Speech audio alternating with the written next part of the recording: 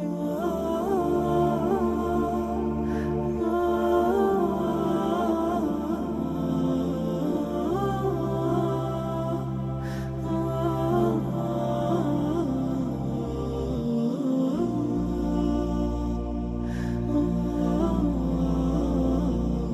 بالله من الشيطان الرجيم بسم الله الرحمن الرحيم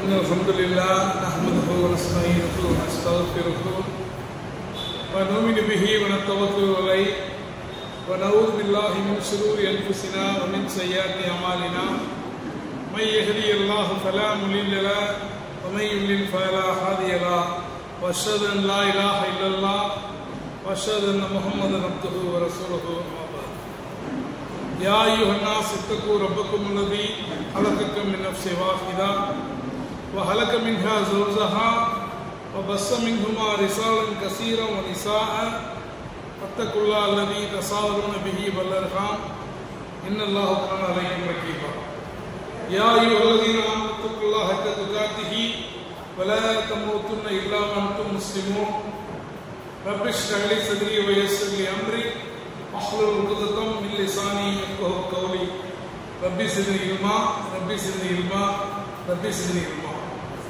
நம்ம எல்லாம் படைத்து பரிபாலித்து பாதுகாத்து காத்துக் கொண்டிருக்கக்கூடிய வார்த்தைகள் வன்மைக்கும் செயல்படுத்த முடியாத அந்த ஏக இறைவனை துதித்தவனாக அவனுடைய சாந்தியும் சமாதானமும் அவர் உயிரினும் மேலான உத்தம தூதர் முகமது நபி ஸல்லல்லாஹு அலைஹி வஸல்லம் அன்னவர்கள் மீதும் அன்னாருடைய கண்ணியமிக்க குடும்பத்தினர்கள் சத்திய சஹாபாக்கள் தாபீன்கள் தபோ தாபீன்கள் இமாம்கள் சுஹதாக்கள் மேலும் இந்த வெள்ளிக்கிழமை இறைவன் கடமையாக இருக்கக்கூடிய இந்த ஜும்மாவை நிறைவேற்றுவதற்காக வந்திருக்கக்கூடிய அனைவர்கள் மீதும் அந்த வற்றாத பெருங்கருணையாளருடைய சாந்தியும் சமாதானமும் என்றும் நின்றும் பொழியப்படட்டுமாக என்று பிரார்த்தித்தவனாக உங்கள் அனைவருக்கும் என்னுடைய அஸ்ஸலாமு அலைக்கும் வரஹ்மத்துல்லாஹி வபரகாத்துஹு. அல்ஹம்துலில்லாஹ், அல்லாஹ்வுடைய கிருபையினால் மீண்டும் ஒரு ஜும்மாவை அடையக்கூடிய பாக்கியத்தை எல்லாம் ரப்புல் ஆலமீன் நமக்கு தந்தல் இருக்கின்றான். அதற்காக அவனுக்கு நன்றி செலுத்தியவர்களாக இன்றைய ஜும்மாவுடைய உரையுடைய தலைப்பு ஆக்சுவலி கடந்த வாரம் பேசப்பட வேண்டிய ஒரு தலைப்பு. கடந்த வாரம் பேசியிருந்தால் இன்னும் பொருத்தமானதாக இருந்திருக்கக்கூடும். ஆனால் ஒரு சில பணிகளின் நிமித்தம் ஊரில் இல்லாததுனால இந்த வாரம் பேசினாலும் கூட மழை என்பது ஏதோ ஒரு வாரம் வரக்கூடிய ஒரு விஷயம் அல்ல. இப்பதான் மழை விட்டுட்டு கொஞ்சம் ரிலாக்ஸ் ஆனா அடுத்து ஒரு புயலின் ஒரு மெசேஜ் அனுப்புறாங்க. ஸோ இப்போ மழை என்பது மனிதனுடைய வாழ்க்கையோடு சம்பந்தப்பட்ட ஒரு விஷயமா ஆயிடுச்சு. நம்ம பாடத்தெல்லாம் படிக்கும் போது சொல்லுவாங்க 4 season, rainy season, winter season, autumn, spring அப்படிலாம் போடுவாங்க. இப்ப அந்த மாதிரி இதுதான் மழை வரும் இப்பெல்லாம் கணிக்கலாம் முடியல. யாரு வானிலையை கணிக்கிறார்களோ அவர்களுக்கே கணிக்க முடியாத அளவுக்கு தான் இன்னைக்கு புயல் புயலாக இருந்தாலும் சரி, மழையாக இருந்தாலும் சரி, கணிக்க முடியாத அளவுக்கு போகுது. ஒருத்தர் சொன்னாரு, நம்ம வருடம் ஏற ஏற அறிவியல் முன்னேற்றம் தானே அடைய வேண்டும். அப்படி இருக்கும்போது கடந்த வருஷம் நல்லா கணிச்சாங்க, ஏன் இந்த வருஷம் சரியா கணிக்க முடியல? அதுக்கு அறிவியல் பூர்வமான பல விளக்கங்கள் இருந்தாலும் நான் சொன்னது என்னன்னா, மனிதன் எவ்வளவுதான் சிந்தித்தாலும் மனிதனுடைய அறிவுக்கு ஒரு லிமிட் இருக்கு. அப்படிங்கிறது அல்லாஹ் சுப்ஹானஹு வ தஆலா இது போன்ற சம்பவங்களின் மூலமாக நம்ம உணர்த்துகிறான். நாம் யாருமே இந்த மழையை இவ்வளவு இந்த புயலை எந்த அளவுக்குலாம் அதை நகைச்சுவை செய்ய முடியுமோ, பகடி செய்ய முடியுமோ, அது என்ன ஒரே இடத்துல இருக்கு, அது ஏன் நகரவில்லை, அப்படிலாம் நம்ம பகடி செஞ்சோம். எல்லாரும் சென்னை நோக்கி போவோம்லாம் கணிச்சாங்க. ஆனா கடைசியில் யாரும் எதிர்பார்க்காத விதத்தில் அது குறிப்பாக கடலூர், விழுப்புரம், புதுச்சேரி, கள்ளக்குறிச்சி எல்லாம் எந்த அளவுக்கு ஒரு சேதத்தை உண்டாக்கியதுன்றது நமக்கு தெரியும். அப்போ மழை என்பது அழிவா அப்படின்னு கேட்டா, சில பேர் மழையை சபிப்பதை பார்க்கிறோம். சனியும் பிடிச்ச மழை, எங்க இடத்துல பெய்யணுமா, இந்த மழையால என்னுடைய வாழ்வாதாரம் போய்விட்டதே என்றெல்லாம் அங்கலாய்க்கக்கூடிய நபர்களையும் நாம் பார்க்கிறோம். இந்த உலகத்தை பொறுத்த வரைக்கும் ஒருவருக்கு நலவாக இருப்பது இன்னொருவருக்கு கெடுதியாக இருக்கும். இதுதான் இயற்கை நியதி. இது யாரும் மாற்ற முடியும். எனக்கு நல்லதா இருக்கிறதா எல்லாருக்கும் நல்லதா இருக்கணும் எந்த அவசியமும் இல்லை. எனக்கு கெட்டதாக இருப்பது, எனக்கு தீயதாக இருப்பது, எனக்கு பாதகமான விளைவுகளை ஏற்படுத்தக்கூடியது எல்லாருக்கும் அப்படித்தான் இருக்கணும்னு அவசியம் இல்லை. அப்ப மழை என்பது அருளாகவும் இருக்கும், அழிவாகவும் இருக்கும். அதனாலதான் மழையை அருள் மழையாய் பொழிவாய் ரஹ்மானின் தலைப்பு. அந்த மழை இறைவனுடைய அருளை பெற்ற மழையாக, நமக்கு இறைவனுடைய அருளை கொண்டு வரக்கூடிய மழையாக இருந்தால் அல்ஹம்துலில்லாஹ், இல்லை என்றால் அதிலிருந்து பாதுகாப்பு பெற வேண்டியதும் நம்முடைய கடமையாக இருக்கிறது. இது ரசூல் ஸல்லல்லாஹு அலைஹி வஸல்லம் அவர்களுடைய பல்வேறு ஹதீதுகளை நம்ம பார்க்கிறோம்.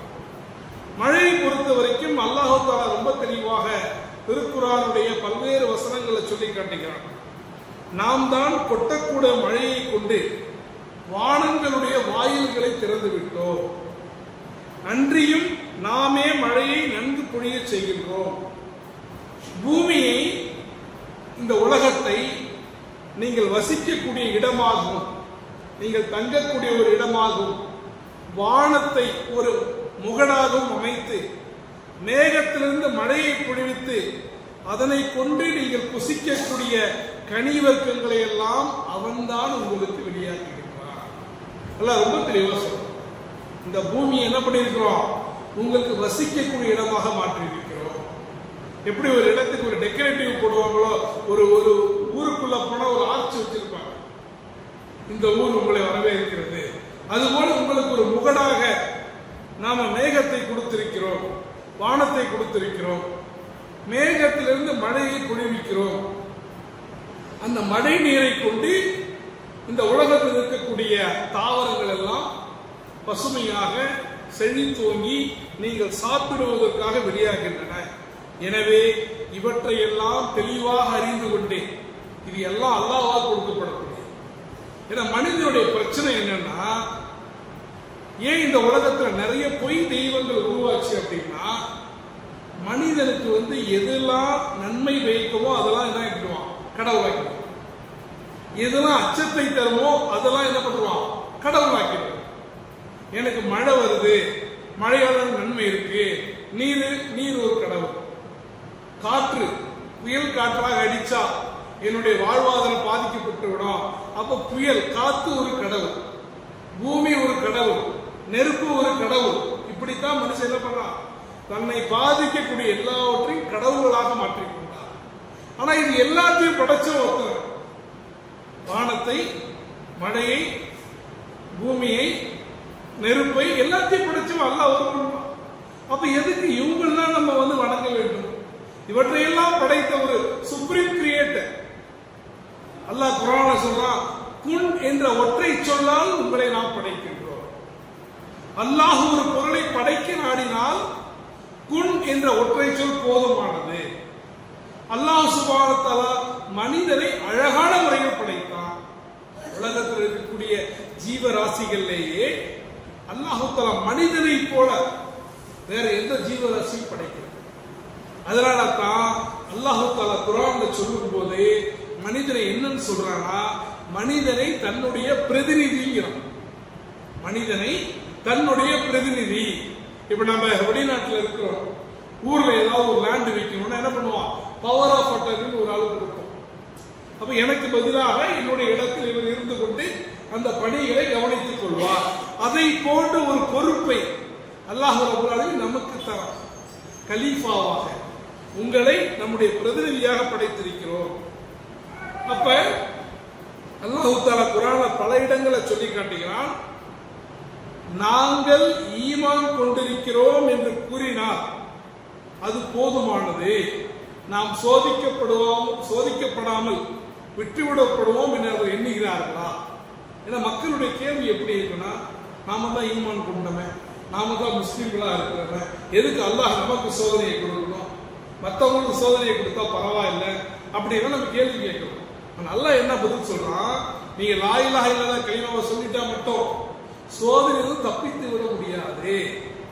அவர்களை அல்லாஹ் சொல்றான், அவர்களை அச்சத்தை கொண்டு பொருளாதாரத்துடைய இழப்பை கொண்டு, உயிர் விளைச்சலுடைய இழப்பை கொண்டு அவர்களை நாம் சோதிப்போம். அந்த சோதனைகளின் போது யார் ஒருவர் இன்னா லில்லாஹி வ இன்னா இலைஹி ராஜிஊன், நாம் அல்லாஹ்விடமிருந்தே வந்தோம், மீண்டும் அல்லாஹ்விடமே திரும்ப செல்லக்கூடியவர்களாக இருக்கிறோம் என்று கூறி பொறுமையாக இருக்கிறார்களோ அவர்கள் மீதுதான் அல்லாஹ்வுடைய ரஹமத் இறங்கும் என்பதாக அல்லாஹ் தஆலா சொல்லி காட்டுகிறான். எனவே மனிதனை பொறுத்த வரைக்கும், சோதனைகளை பொறுத்த வரைக்கும், இறைவன் சோதனைகளை கொடுக்கும் போது முஸ்லீமுக்கு சோதனை கொடுக்கணும், முஸ்லீம் அல்லாத சோதனை கொடுக்கக்கூடாது அப்படிலாம் கிடையாது. ஜாதி மதம் இவற்றை எல்லாம் கடந்துதான் சோதனைகள் வரும். ஒரு முஸ்லீமாக கூடிய என்ன சோதனைகள் பாடம் பெறணும்னா, இந்த சோதனையின் மூலமாக நாம் என்ன படிப்பினை பெறணும், அதான் முக்கியம். இந்த சோதனையின் மூலமாக நமக்கு என்ன படிப்பினை, அல்லாஹ் தஆலா நன்றாக அனுபவித்துக் கொள்ளுங்கள். அல்லாஹ் தஆலா கொடுத்தும் சோதிப்பான், கொடுக்காமலும் சோதிப்பான். ரெண்டுமே சோதனை தான். அல்லாஹ் உங்களுக்கு அதிகமான செல்வத்தை கொடுத்திருக்கிறானா அது சோதனை, செல்வத்தை கொடுக்கலையா அதுவும் சோதனை. அல்லாஹ் உங்களுக்கு அதிகமான மக்கள் செல்வங்களை கொடுத்திருக்கிறானா அது சோதனை. ஏன்னா மறுபடியும் கேட்பான், உனக்கு பிள்ளையை கொடுத்துறேன், உன் பிள்ளை என்ன ஒழுங்கா தொழுதுச்சா, உன் பிள்ளை என்னுடைய கடமைகளை சரியா நிறைவேற்றுச்சா, அப்ப அது சோதனை.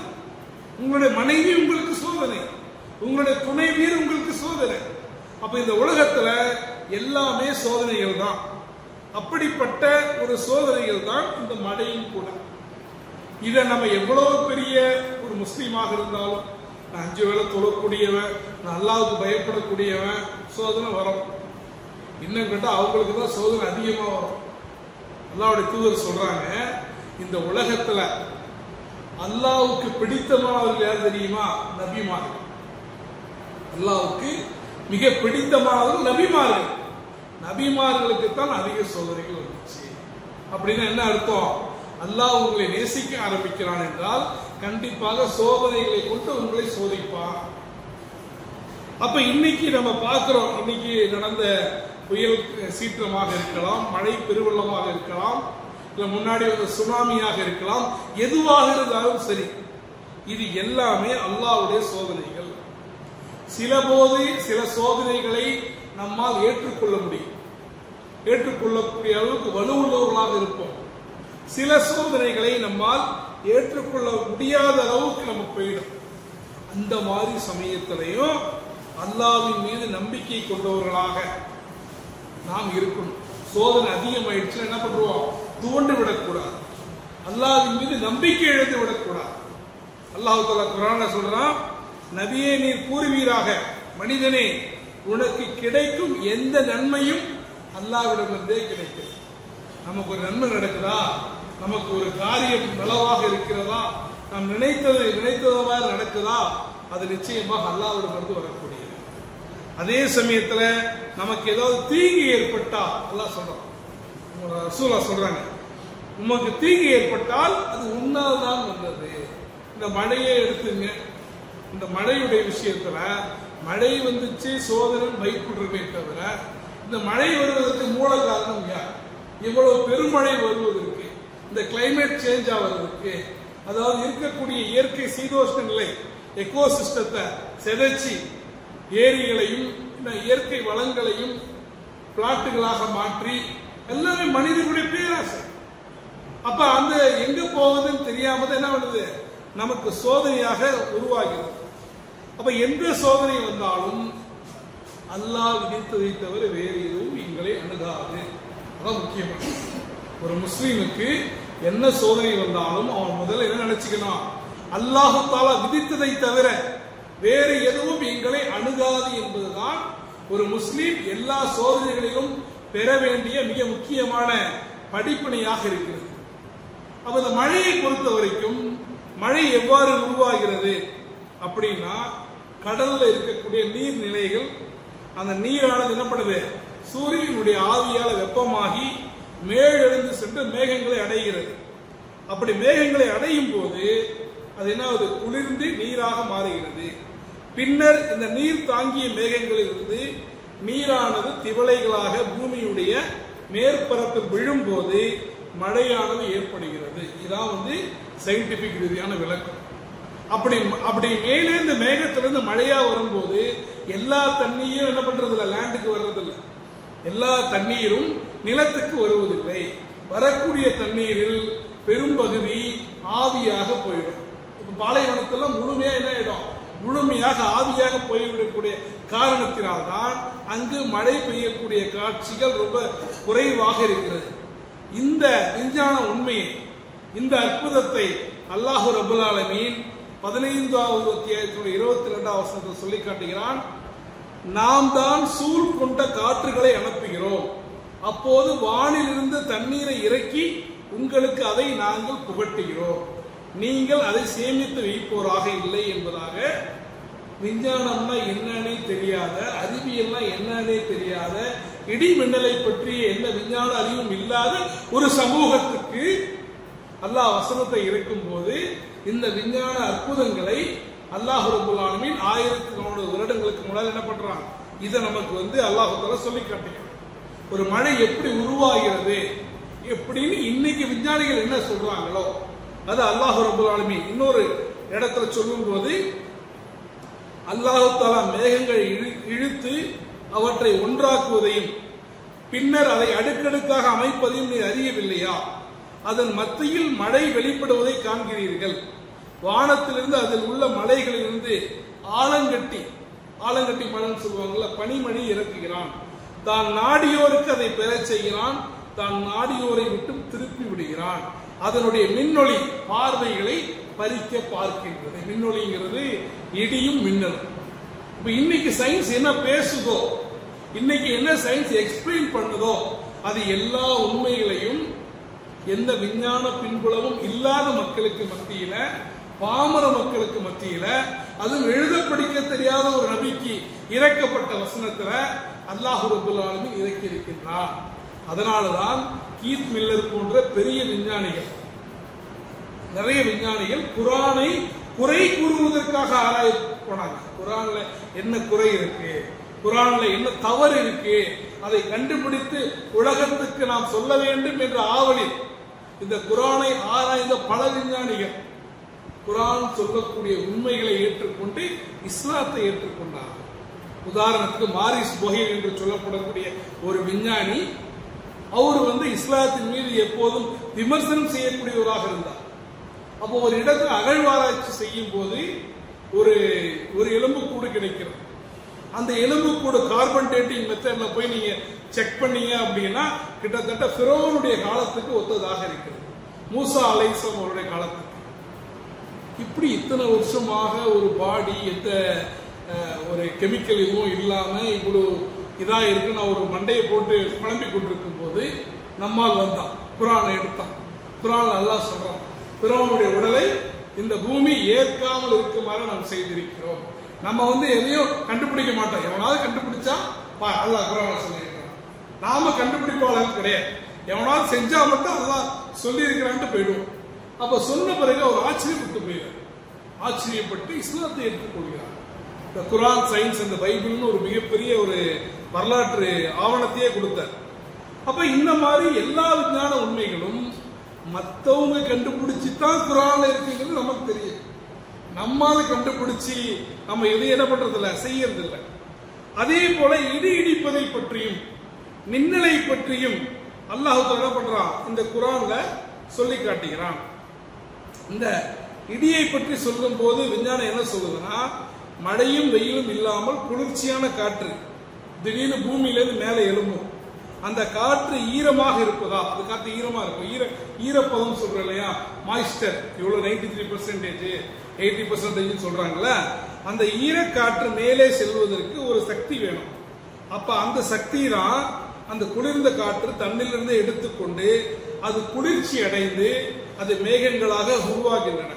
இந்த நீர்த்துளிகள் மேலே சென்று ஏற்கனவே இருக்கக்கூடிய மேகங்களோடு உராயும் போது, இந்த அதாவது கடல்ல இருக்கக்கூடிய தண்ணி நீர் தன்மையோட மேல போய் மேல இருக்கிற மேகத்தோட உராயும் போது கிட்டத்தட்ட 6000 முதல் 7000 டிகிரி சென்டிகிரேட் வரைக்கும் வெப்பம் உருவாகும், ஹீட் உருவாகும். அந்த வெப்பத்தினால் தான் அந்த பகுதி, அந்த குறிப்பிட்ட பகுதி விரிவடைந்து வெளிச்சமும் சத்தமும் உருவாகின்றது. அந்த வெளிச்சத்தை தான் நம்ம என்ன சொல்றோம், மின்னல் அப்படிங்கிறோம். அந்த சத்தத்தை தான் இடி அப்படிங்கிறோம். இது எல்லாமே குர்ஆன் சொல்லுது. குர்ஆன்ல ரொம்ப தெளிவாக அல்லாஹ் தஆலா சொல்லி காட்டுகிறான். எந்த சமுதாயத்துக்கு சொல்றான்? இடினா என்னன்னு தெரியாத சமுதாயத்துக்கு, மின்னல்லாம் என்னன்னு தெரியாத ஒரு சமுதாயத்துக்கு அல்லாஹ் தஆலா சொல்றான். குர்ஆன்ல சொல்றான், அச்சத்தையும் எதிர்பார்ப்பையும் ஏற்படுத்தக்கூடியதாக அவனே மின்னலை உங்களுக்கு காட்டுகிறான், பழுவான மேகங்களையும் அவன்தான் உருவாக்குகின்றான், இடி முழக்கங்களையும் அவனே அனுப்புகிறான், தான் நாடியோரை அவற்றின் மூலம் தண்டிக்கின்றான்.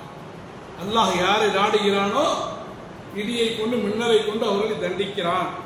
அறியாதவர்கள் அல்லாஹ்வை பற்றி தர்க்கம் செய்து கொண்டே இருப்பார்கள் என்று அல்லாஹ் தஆலா ரொம்ப தெளிவாக சொல்லி காட்டுகிறான். அப்ப இந்த மழை என்பது உண்மையிலேயே பார்த்தீங்கன்னா பல இடங்கள்ல மழை இல்லாமல் வறட்சியாக இருக்கக்கூடியவங்களை கேட்டீங்கன்னா தெரியும். மழை அல்லாஹ்வுடைய மிகப்பெரும் நிகமத்.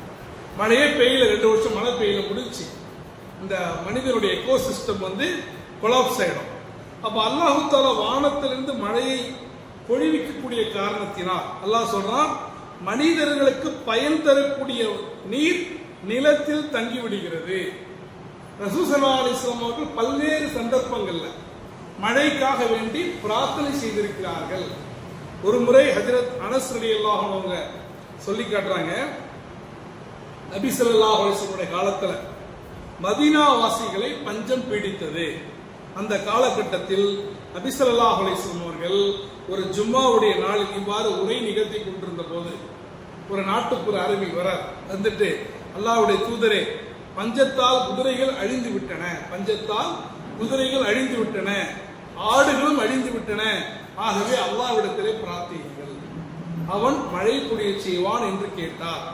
உடனே நபி ஸல்லல்லாஹு அலைஹி வஸல்லம் அவர்கள் தனது கையை உயர்த்தி பிரார்த்தனை செய்தார்கள். அப்போது வானம் கண்ணாடியை போல ரொம்ப தெளிவா இருந்துச்சு. அப்ப மழை பெய்வதற்கான எந்த சூழலும் கிடையாது. வானம் ரொம்ப கிளியரா டிரான்ஸ்பரண்டா இருக்கு. மழை மேக கூட்டங்கள் இல்லை, எதுவுமே இல்லாத அந்த ஒரு சமயத்துல ரசூல் ஸல்லல்லாஹு அலைஹி வஸல்லம் துஆ கேட்கிறாங்க. துஆ கேட்டவுடன் சொல்றாங்க, நாங்கள் தண்ணீரில் மூழ்கியபடி பள்ளிவாசலிருந்து வெளியே வந்தோம். ஜும்மாவுடைய உரையில துஆ கேட்கிறாங்க.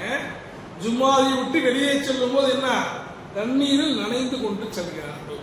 நான் அதிகமா அதான் சொல்லுவேன், ஈமான் எவ்வளவு உறுதியாக இருக்கும் தெரியுமா? ஈமான் மழை தொழுகைக்கு போகும்போது குடையோடு செல்ல வேண்டும், அதான் உறுதியான ஈமான். அல்லாஹ்ட்ட கேட்கிறோம், அல்லாஹ் நிச்சயம் கொடுப்பான் அப்படிங்கிற அந்த உறுதியோட நபி ஸல்லல்லாஹு அலைஹி வஸல்லம் கேட்ட காரணத்தினால் என்னாச்சு, அவங்க தொழுவ முடிச்சு போறதுக்குள்ள மழை வந்துருச்சு. அதே மனிதர் அடுத்த ஜும்மாவுல, அந்த ஜும்மாவுல பெய்த மழை அடுத்த ஜும்மா வரைக்கும் பெய்ச்சான், விட்டு விட்டு விட்டு. அடுத்த ஜும்மாவில் அதே மனிதர் அல்லாஹ்வுடைய தூதரை, அடைமழையின் காரணத்தினால் வீடுகள் இடித்து விட்டன, ஆகவே அல்லாஹ்விடத்திலே பிரார்த்தியுங்கள், அவன் மழையை நிறுத்தி விடுவாங்கிறாங்க. ரசூலுல்லாஹ் பார்க்கிறாங்க. இதே அல்தல் அப்படி கேட்டா, அன்னைக்கு போன வாரம் கேட்டாலும் ரசூல் ஸல்லல்லாஹு அலைஹி வஸல்லம் புன்னகைத்தவாறு ரசூல் ஸல்லல்லாஹு அலைஹி வஸல்லம் சொன்னாங்க, இறைவா, எங்களை சுற்றிலும் எங்களுக்கு நன்மை ஏற்படக்கூடிய விதத்தில் மழையை பொழிவாயாக, எங்களின் மீது கேடு நேரக்கூடிய விதத்தில் மழையை பொழிய செய்யாதே என்று பிரார்த்தித்தார்கள். நான் மேகத்தை நோக்கினேன், அது பிளவுபட்டு மதீனாவை சுற்றிலும் ஒரு மாலை போல வளையம் இருந்தது என்பதாக அன்னை ஆயிஷா ரலியல்லாஹு அன்ஹா அவர்கள் சொல்லி காட்டுறாங்க. அப்ப மழையை பொறுத்த வரைக்கும் அது உண்மையிலேயே அல்லாஹ்வுடைய அருள், அல்லாஹ்வுடைய நிகமத். அப்ப இந்த மழைக்காக துஆ கேட்பது ரசூல் ஸல்லல்லாஹு அலைஹி வஸல்லம் அவருடைய சுன்னத், அவங்க வழிகாட்டிய முறை. ஆனால் அந்த மழை அதிக அளவில் போகும்போது, அது சேதத்தை ஏற்படுத்தக்கூடியதாக போகும்போது, இதை பயனுள்ள பகுதிகளுக்கு அனுப்புவாயாக, வேற தேவைப்படக்கூடிய நபர்களுக்கு பிரயோஜனப்படக்கூடிய விதத்தில் அனுப்புவாயாக துஆ கேட்கணும். ஏன்னா மழையை நம்ம நம்ப முடியாது, சேர்த்து வச்சு இது அடுத்த வருஷத்துக்கு வறட்சி ஏற்படும் அப்படிலாம் நம்ம பண்ண முடியாது. அப்படி பண்றதா இருந்தா மனுஷன் அப்படி துஆ செய்ய மாட்டான். யாருக்கும் பெய்யக்கூடாது, நல்லா இங்கே இருக்கட்டும், ரிசர்வ்ல இருக்கட்டும், எனக்கு தேவைப்படுற சமயத்தில் என்ன பண்ணிப்பேன், மழையை நான் வர வச்சுப்பேன்னு சொல்லுவோம். அதே சமயத்துல மனிதன் பாவம் செய்யும் போது அந்த மழை சோதனையாக மாறிவிடும். நூஹ் நபியுடைய சமூகம் மழையில் பொழிந்து ஏற்பட்ட வெள்ளத்தின் மூலம் தான் அழிக்கப்பட்டார்கள். அதனால்தான் மழை வரும்போது நபி ஸல்லல்லாஹு அலைஹி வஸல்லம் எவ்வாறு இருப்பார்கள் என்பதாக அன்னை ஆயிஷா ரலியல்லாஹு தஆலா சொல்றாங்க, மேகத்தையோ, அதாவது மேக மழை பெய்கிற மாதிரி மேகத்தையோ சூறாவளி காற்றையோ கண்டால் நபி ஸல்லல்லாஹு அலைஹி வஸல்லம் முகத்தில் ஒரு விதமான கலக்கத்துடைய ரேகை தென்படும். எனக்கு ஆச்சரியமா இருக்கு. மேகம் வருது, மழை வரும்போது சந்தோஷத்தானப்படுவாங்க, எல்லா மக்களும் சந்தோஷத்தானப்படுறாங்க. ஏன் ரசூலுல்லாஹ் கலங்குறாங்க, ஏன் ரசூலுல்லாஹ்வுடைய முகத்திலே வாட்டம் தெரிகிறது என்பதாக அவங்க கேட்கிறாங்க. இறை தூதரே, மக்கள் மேகத்தை காணும் போது மழையை நினைத்து ஆனந்தம் அடைகிறார்கள். அதுவும் குறிப்பா சவுதி அரேபியாங்கிறது ஒரு பாலைவன பகுதி, கம்பேரிட்டிவ்ல அங்க மழை கம்மியா தான் வரும். சோ ரேரா மழை வரக்குள்ள எல்லாரும் சந்தோஷமா படுவாங்க, மக்கள் சந்தோஷப்படுவாங்க. ஆனால் தாங்கள் மேகத்தை காணும் போது ஒரு விதமான கலக்கத்தை தங்களுடைய முகத்திலே நான் பார்க்கிறேனே, ஏன் என்பதாக அன்னை ஆயிஷா ரலியல்லாஹு தஆலா கேட்ட போது அவங்க சொன்னாங்க, ஆயிஷா, அதில் ஒருவேளை அல்லாஹ்வுடைய வேதனை இருக்கலாம் என்பதனால் என்னால் கலக்கம் அடையாமல் இருக்க முடியவில்லை. ஆது சமூகத்தார் மேகமாக அந்த வேதனையை பார்த்து விட்டு, இது அதாவது ஆது சமூகத்தினர் அவ்வளவு பெரிய ஒரு கொடூரமான, அதாவது ஆணும் உணரக்கூடிய ஒரு கெட்ட காரியத்தை, அல்லாஹ் வெறுக்கக்கூடிய ஒரு காரியத்தை செய்து அல்லாஹ்வுடைய லானத்தை பெற்ற போது அந்த நபியுடைய எச்சரிக்கையை மீறி அல்லாஹ் தண்டனை கொடுத்தா கொடுக்கட்டோங்கிறாங்க. அப்ப அல்லாஹ் மேகத்திலிருந்து மழையை பொழிவு வச்சு அவங்க சொன்னாங்க, பாருங்க, நீங்க அல்லாஹ் தண்டனை கொடுப்பான்னு சொன்னீங்க, அல்லாஹ் என்ன பண்ண தண்டனை கொடுக்கல, எங்களுக்கு அருளாக மழையை கொடுக்கிறான் என்று சொல்லும் போது அந்த மழைதான் வெள்ளமாக மாறி அவர்களை ஒட்டுமொத்தமாக அழித்தது. அதனால்தான் அதிகமாக மழை பெய்யும் போது அல்லாஹும்மா ஹவலைனா வல அலைனா என்ற துவாவை அல்லாஹ்வுடைய தூதர் ஏன் கற்றுக் கொடுத்தாங்கன்னா, அது அழிக்கக்கூடிய மழையாக மாறிவிடக் கூடாது. அந்த மழை வேறு பகுதிகளுக்கு, தேவைப்படக்கூடிய பகுதிகளுக்கு சென்று என்னவா மாறணும், அவர்களுக்கு அருள் புரியக்கூடியதாக மாற வேண்டும். அப்ப எந்த ஒரு சமூகம் பாவம் புரியக்கூடிய சமூகமாக இருக்கிறதோ, எந்த ஒரு சமூகம் பாவத்திலேயே மூழ்கி இருக்கிறதோ, எந்த ஒரு சமூகத்திலே பாவங்கள் செய்யப்படும் போதை தடுத்து நிறுத்துவதற்கு யாரும் முன்வரவில்லையோ, குறைந்தபட்சம் இது பாவம் என்று மனதால் கூட வெறுக்கக்கூடிய மனநிலை ஒரு சமூகத்துல இல்லாமல் போனார், அல்லாஹ்வுடைய தூதர் சொல்றாங்க, உங்களுக்கு மழையை அல்லாஹ் நிறுத்தி விடுவான். அல்லாஹ் தஆலா அப்படிப்பட்ட சூழ்நிலையில் இருந்து நம்மை காப்பாற்ற வேண்டும். இப்னு உமர் ரலியல்லாஹு அன்ஹு அறிவிக்கிறாங்க, ஒரு முறை நபி ஸல்லல்லாஹு அலைஹி வஸல்லம் அவர்கள் எங்களை நோக்கி சொன்னார்கள், ஓ முஹாஜிரின்களே, 5 காரியங்களை விட்டும் உங்களை அல்லாஹ் காப்பாற்றுவானாக, 5 காரியங்களை விட்டும் அல்லாஹ் உங்களை காப்பாற்றுவானாக. இந்த 5 காரியங்களில் நீங்கள் மூழ்கிவிட்டால் நிச்சயமாக வேதனைக்கு உள்ளாக்கப்படுவீர்கள். அந்த 5 என்னன்னா, 1வது காரியம், எந்த சமுதாயத்தில் விபச்சாரம் பகிரங்கமாக நடைபெறுகிறதோ, எந்த சமுதாயத்தில் விபச்சாரம் பகிரங்கமாக நடைபெறக்கூடிய அளவுக்கு பரவலாகிவிடுமோ, நீங்கள் கேள்விப்பட்டிராத காலரா போன்ற புதுமையான நோய்கள் பரவும். இது ரசூல் ஸல்லல்லாஹு அலைஹி வஸல்லம் 1400 ஆண்டுகளுக்கு முன்னால் சொன்ன விஷயம். இன்னைக்கு பார்க்கிறோமா இல்லையா, விபச்சார விடுதிகள் இன்னைக்கு அதாவது ஒரு சட்டபூர்வமாக அரசாலே அங்கீகரிக்கப்பட்டு எந்த அளவுக்குன்னா உலகத்தின் எந்த நாடும் எந்த பகுதியும் இதிலிருந்து தப்பித்ததாக இல்லை என்று சொல்லப்படக்கூடிய அளவுக்கு இன்னைக்கு விபச்சாரம் பரவலாக காணப்படக்கூடிய நிலையை பார்க்கிறோம். 2வது, அளவு நிறுவைகளில் யார் குறைபாடு செய்கிறார்களோ, ஒரு வியாபாரியாக இருந்து கொண்டு மக்களுக்கு அளந்து கொடுக்கும் போது யார் அதில் மோசடி செய்கிறார்களோ அவர்களுக்கு பஞ்சமும் சிரமமும் ஏற்படும், அவர்களின் மீது அநியாயக்க அரசன் சாட்டப்படுவான்கள்.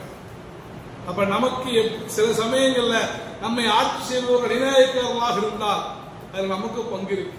அல்லாஹ்வுடைய தூதர் சொன்னாங்க, மக்களுக்கு ஏற்றவாறு தான் அவர்களுக்கு தலைவர்கள் நியமிக்கப்படுவாங்க. நம்ம தரம் என்னவோ அதுக்கேற்ற மாதிரி நமக்கான தலைவரும் வருவாங்க. 3வது, ஜக்காத் கொடுக்காமல் தடுத்து வைத்துக் கொண்டால் வானத்திலிருந்து வரக்கூடிய மழை அவர்களுக்கு தடுக்கப்படும்.